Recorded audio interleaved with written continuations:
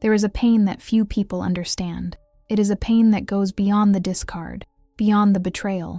It is the moment you look into the eyes of your son or your daughter and no longer recognize the look they give you back. Where there was once warmth, now there is a cold distance. Where there was trust, now there is suspicion or even contempt. You see your child defending the person who destroyed you. You hear your daughter repeating word for word the same cruel accusations the narcissist used against you. And the first question that echoes in your mind is devastating. What did I do wrong? You replay every fight, every moment of stress, every time you lost your temper. You blame yourself. You believe that somehow you caused this fracture. You think you failed as a mother. What if I told you that this confusion, this guilt, and this pain are not an accident? What if I told you that you are witnessing the result of a deliberate, calculated, and cruel psychological campaign designed with one single objective: to use the most precious thing in your life as the ultimate weapon to destroy you? This is not a failure of motherhood. This is a strategy of war. And today, we are going to decode the 7 tactics the narcissist uses to methodically turn their own children against you. My name is Lauren Mitchell. My purpose with this channel is to show you that the problem was never you, and more importantly, that you are not alone. If this video resonates with you, I invite you to subscribe to the channel and leave your like on the video. I count on your support. First, we need to understand the battlefield. When you are dealing with a narcissistic person, separation is never the end of the game. For the narcissist, especially if you were the one who decided to leave, the war is just beginning. You took away their main supply. You exposed the pretense. The narcissistic injury is deep, and since they can no longer control you directly, they will seek to control your reality and your happiness. And what is the most effective way to do that? By attacking your most fundamental bond, the bond with your children. In the court of the narcissistic mind, children are not viewed as independent human beings with their own feelings. They are property. They are pawns. They are tools. They are extensions of the narcissist, and their sole purpose is to serve the narcissist's needs. What you are experiencing is not the normal difficulty of a divorce. What you are seeing is the implementation of an alienation program. It is abuse by proxy.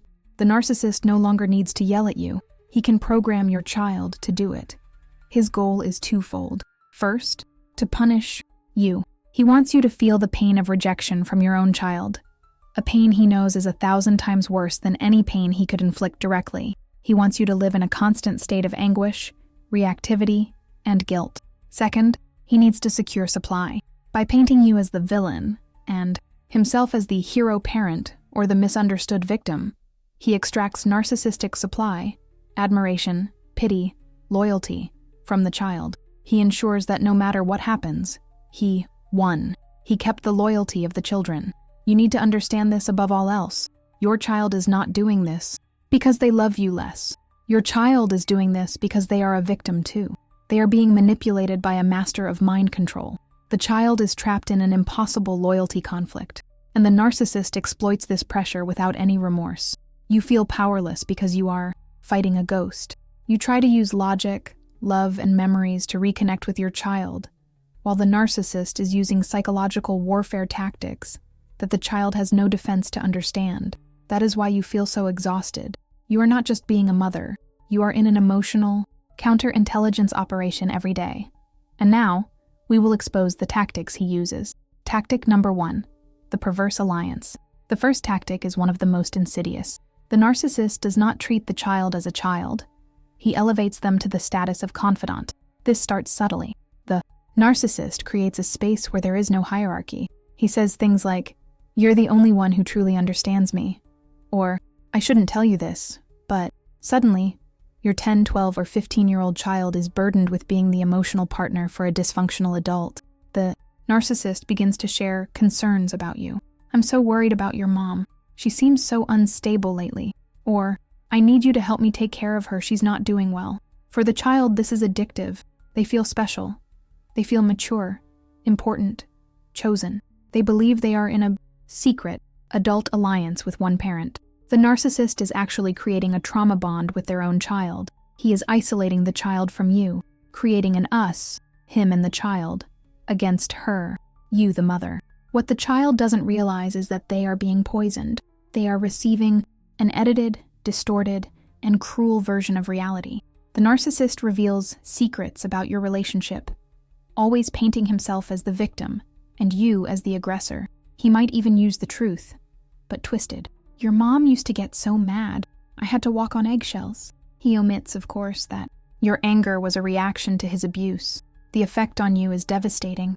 You realize your child knows things they shouldn't know. They become defensive, secretive.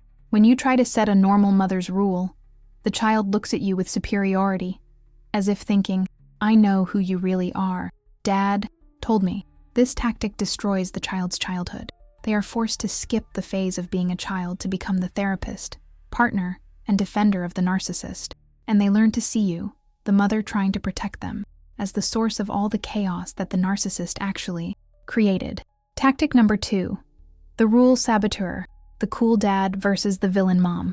This tactic is the most common and superficially seems the most innocent. The narcissist transforms himself into the cool dad, the fun dad, the Disneyland dad. Meanwhile, you are forced to assume the EI role of the villain mom.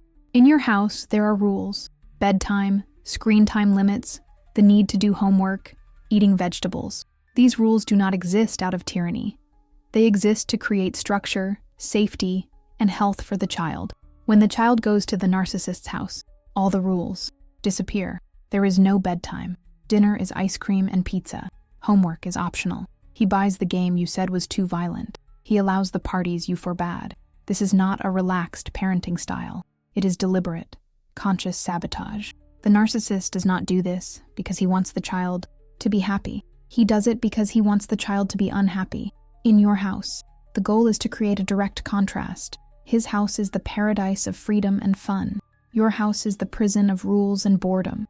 The child, especially if younger, lacks the capacity to understand that structure is love and that the absence of limits is actually neglect. When your child returns home, they are dysregulated. They are tired, irritable, and now they have a point of comparison. But Dad lets me becomes the battle cry, and that is where the narcissist attacks. When the child complains about you to him, he does not correct them. He validates them. Yeah, I know. Your mom is too strict. She doesn't know how to relax. He positions himself as the child's ally against your tyranny. You find yourself in an impossible position. Either you abandon your rules and your house turns into chaos, or you maintain them and become, in your child's eyes, the source of all frustration. The narcissist knows you will choose to keep the rules because you are the responsible mother, and he uses your responsibility as a weapon against you. He forces you to be the bad cop so he can be the fun hero. Tactic number 3, the subtle smear campaign. The narcissist is a master of implicit communication. He knows that direct accusations can sometimes backfire. The child might defend you, so he uses poison in small doses. He launches a subtle smear campaign based on suggestion, body, language, and ambiguities. It's what happens when the narcissist is on the phone with the child and you walk into the room. The narcissist immediately changes their tone of voice, sighs, and says, "Okay, I have to go now. I'll talk to you later." The implicit message: I can't speak freely near mother. She is dangerous or controlling. It's what he does when the child tells a happy story about something you did together. The narcissist forces a smile and says, "That's nice. I'm glad she's in a good mood." The suggestion, "Your good mood is rare, an anomaly." Phrases like, "I just want you to be happy.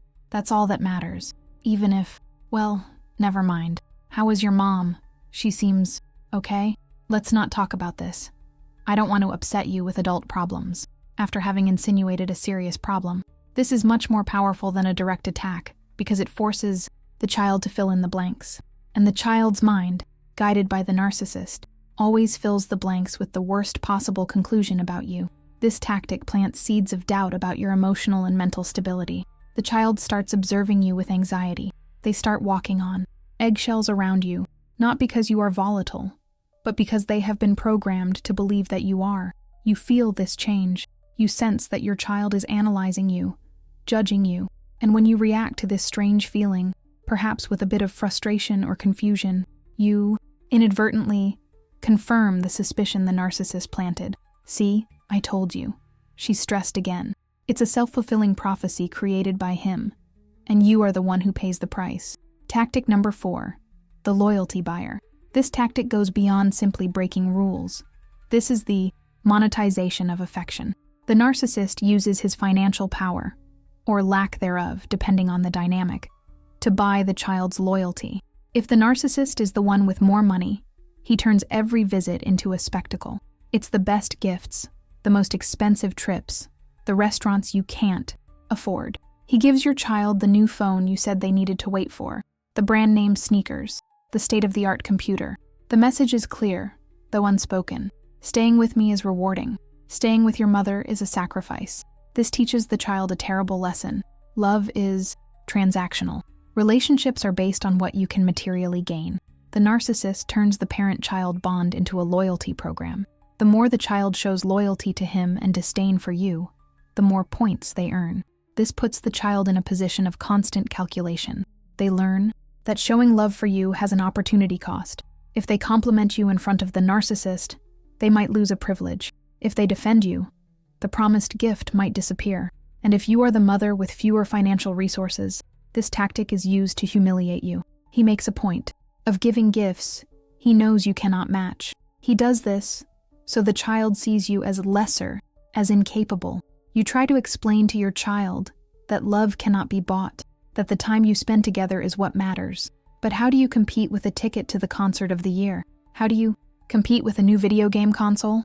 The narcissist knows he is fighting an unfair battle. He is using material power to replace emotional value. He is actively teaching his child to be materialistic and to devalue everything you represent: unconditional love, stability, and sacrifice. Things that do not have a price tag, and which, for the narcissist, have no value at all. Tactic number 5, the blame reversal and emotional blackmail. When the tactics of being the cool dad or the rich dad don't work, or when the narcissist prefers a different kind of supply, he uses the most powerful tactic in his arsenal. He becomes the victim. He turns the child against you not by being better. He turns the child against you by being the most hurt. The master narcissist knows how to use the child's natural empathy as a weapon. He presents himself to the child as the broken, lonely, and misunderstood party in the divorce. And he paints you as the cold, cruel aggressor who abandoned him. He says things like, "I'm so alone since your mom decided to destroy our family," or, "I just endure everything silently. I don't want you to see me cry. It's just that I miss having a family so much." Or, the most devastating, "You are the only thing I have left. If you abandon me too, I don't know what I'll do." This is emotional blackmail at its most perverse level. The narcissist is effectively holding his child emotionally hostage. What happens to the child? They are instantly overcome with guilt. They feel responsible for the happiness and even the emotional survival of the narcissist. They become his caretaker. In this scenario, any love or affection the child shows for you is seen by them as a betrayal of the suffering father. If they have fun with you on the weekend, they feel guilty for leaving their dad alone and sad. If they hug you in front of him, they feel like they are stabbing him in the chest. The narcissist monitors this. If the child comes back happy from your house, he reacts with sadness. "That's good that you had fun. I was here just waiting for you to come back." He punishes their happiness. The result is that the child begins to distance themselves from you, not out of anger, but out of guilt. They may become hostile toward you as a way to prove to the narcissist that they are on his side. They sacrifice the bond with you to try to save the narcissist. It is a burden no child should ever have to carry. Tactic number 6, triangulation as a weapon. The narcissist needs information. Control depends on information. And now that you are gone, he has lost direct access to your life. He doesn't know what you are doing, who you are talking to, if you are happy, if you have moved on. And this lack of control drives him crazy. So he turns the child into the perfect spy, an innocent spy. This starts with seemingly normal questions. What did you and your mom do over the weekend? But it quickly escalates. Does your mom seem happy? Has she been going out a lot at night? Who does she talk to on the phone? Does she seem to laugh a lot? Does she have any new friends visiting your house? What are they like? The child, wanting to please and seeing no malice, tells him everything.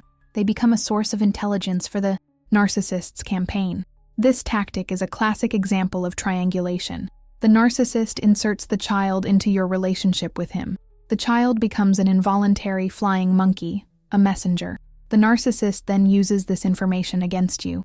If the child mentions you were happy at a dinner with friends, the narcissist uses this in the victim-playing tactic. That's great, she's having fun, while I'm here. Or worse, he uses the information to destabilize you. He sends you a message mentioning something he could only know through your child. This makes you paranoid, angry. You feel betrayed by your child and invaded by the narcissist. And when you, understandably, ask your child not to tell him things about your house anymore, what happens? The child runs to tell the narcissist, and he flips the script. See? Your mom has secrets. She's trying to keep you away from me. What could she be hiding that's so serious? He uses your legitimate attempt to establish privacy and boundaries as proof that you are the dishonest one. The child is taught that it is bad to keep secrets from their father, and you are painted as the manipulator for trying to protect your own life. Tactic number 7, gaslighting by proxy. This is the darkest tactic. It is where the narcissist not only poisons the present, but actively destroys the past. He practices gaslighting by proxy. He uses the child as a vehicle to make you doubt your sanity, and makes the child doubt their own memories. The narcissist rewrites the history of your relationship, and he does it directly to the child. He says, "You don't remember because you were too young, but your mom was always very nervous. She yelled all the time." Or, "That beach trip you loved? Your mom ruined it by complaining the whole time. We had to come home early because of her." Or, "I know you think your mom was affectionate, but she was always too busy or stressed. I was the one who always took care of you when you were sick." These are lies, complete distortions. He takes happy memories the child has with you and recontextualizes them, inserting himself as the hero and you as the villain. What happens to the child is terrifying. The child, confronted with the narcissist's confident and assertive version, starts to doubt what they themselves experienced. Their memory tells them you were a good mother, but his narrative is so strong that they think, "Was I? Am I remembering wrong?" This is gaslighting, and the narcissist does this until his version of the story becomes the only version. When your child accuses you of things that never happened, when they cite events in a completely distorted way, you are seeing the result of this tactic. You find yourself trying to defend your own past. "It wasn't like that. I never did that." But the more you defend yourself, the more unstable you appear, exactly as the narcissist predicted. He steals the child's real memories of love and security they had with you and replaces them with a false script where you were always the problem. It is the final form of control, controlling the past to destroy the present and ensure he controls the future. Hearing all of this is devastating. It is the confirmation that the battle you are fighting is not fair and is not real. It is a rigged game, designed so that you can never win. These 7 tactics, the confidant, the saboteur, the defamer, the buyer, the victim, the spy, and the gaslighter, are not parenting mistakes.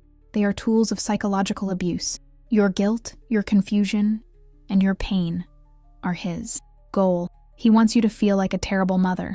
He wants you to react, to yell, to cry, so he can point the finger and tell your child, "See, I told you." So where is the turning point? It is not in trying to win his game. You cannot win a game where the other player invents the rules and moves the pieces for you. The turning point is in clarity.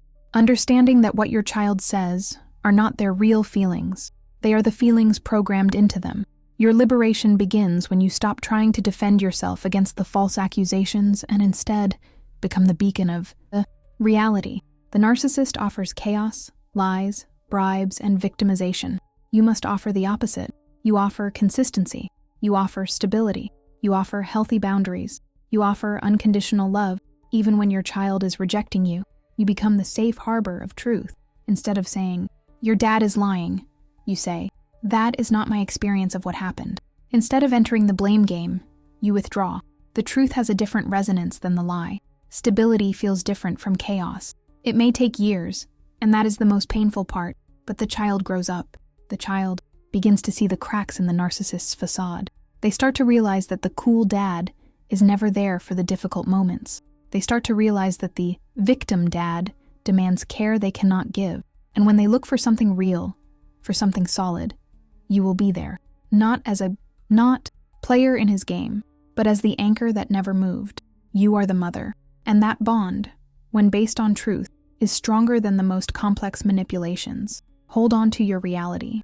In the description of this video, you will find a link to support materials created with care to help you understand and reframe what you have experienced or are experiencing. Feel free to use the comments below to share your story, vent, or even suggest a topic for the next video. Click on the suggested video on the screen and keep going with me. Remember, you are light. Never forget to shine.